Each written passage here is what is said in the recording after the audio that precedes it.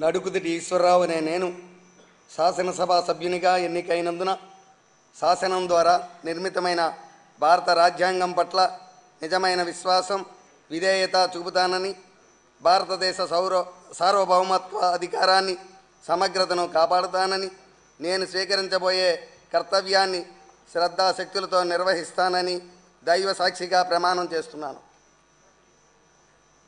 ఆంధ్రప్రదేశ్ శాసనసభ సభ్యుడైన నడుకుదిటి ఈశ్వరరావు అనే నేను సభ నియమాలకు కట్టుబడి ఉంటానని, వాటిని అనుసరిస్తానని, సభ మర్యాదలను పాటిస్తానని, సాంప్రదాయాలను గౌరవిస్తానని దైవ సాక్షిగా ప్రమాణం చేస్తున్నాను.